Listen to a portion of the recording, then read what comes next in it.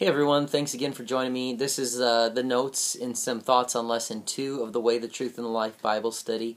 Hopefully Lesson 1 has gone well. If you missed it, check out my video on Lesson 1. But Lesson 2, I have the binder here, and so there you go. I'm going to follow along with you, and I'm going to mention a couple of different things that I would probably try and emphasize, and you want people to walk away from each Bible study with specific things down, because that's what you're going to build on. So when you look through this, you're starting off with the birth of Cain and Abel. The reason that we do that is because we want people to understand a couple of things. That grace, God's grace, always precedes judgment. He never just passes judgment on. I do this for a couple of reasons, because you're going to deal with that whole, well, what about my grandpa and grandma who died? What about this? What about that? And so you're not going to grab that issue head on, but you're just going to kind of touch on the principle that, listen, God's grace is always going to reach out to people before He ever passes judgment, whether it was back here in Genesis or even today where we're living right here and right now. The other thing, too, is we want people to understand Cain did it his own way. We learned in Lesson 1 God's way required a shedding of blood.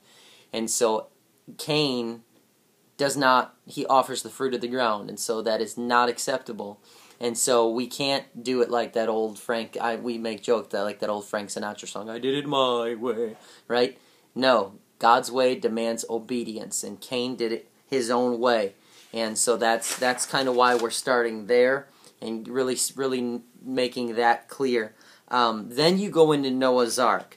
Noah's Ark is one of the most solid foundational things that we can cover in this whole entire Bible study, because we're introducing a theme that you're going to see from this point on all the way through today, right here, right now. It's the exact same thing, and that is a three-step theme of grace, faith, and obedience.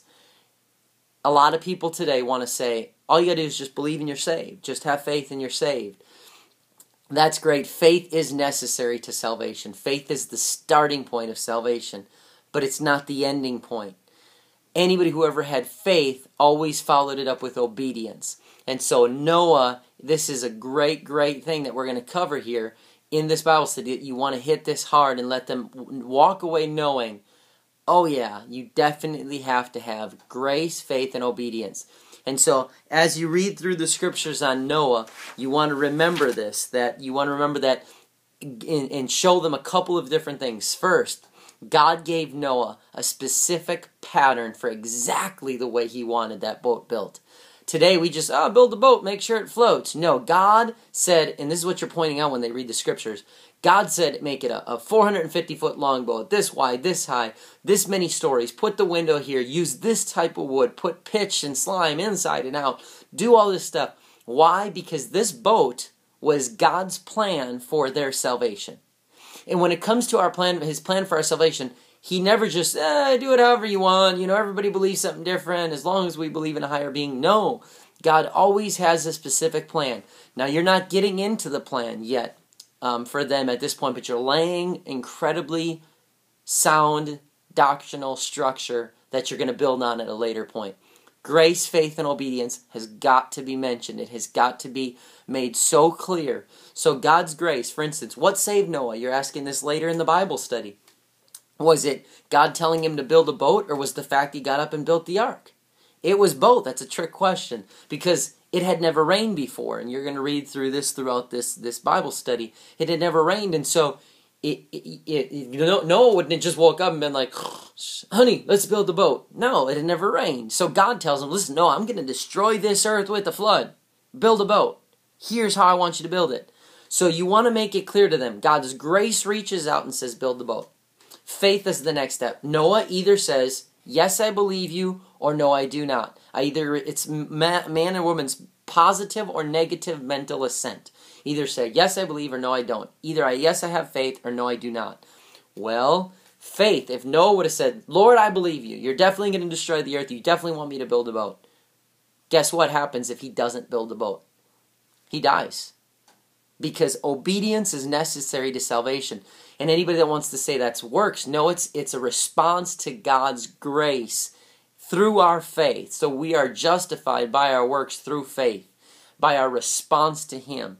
And that's why when you read in James 2, you make it clear to them, look, just like it says in the New Testament, faith without works is dead. It's worthless. It's lifeless. We need both faith and works. And so that's what you're making that so clear in lesson 2. You want them to understand that faith and obedience go hand in hand.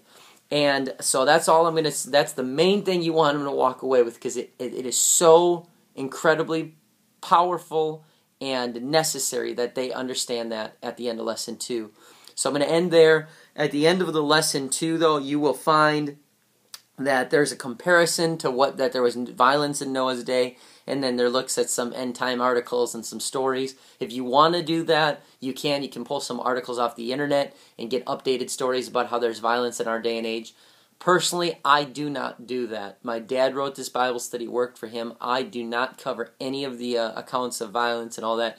I'm going to teach and focus on end times later. The only thing I want them to get is just the focus on the grace, faith, and obedience right now, and that Noah's Ark was huge for that God's command. It was grace, faith, obedience. And I end with just talking about how after the flood, God gives Noah a promise in the Ark lands on Mount Ararat, and how there's always a token or a sign, and God gave them the rainbow, that he was never going to destroy the earth with a flood. So that's pretty much where I wrap up for lesson 2.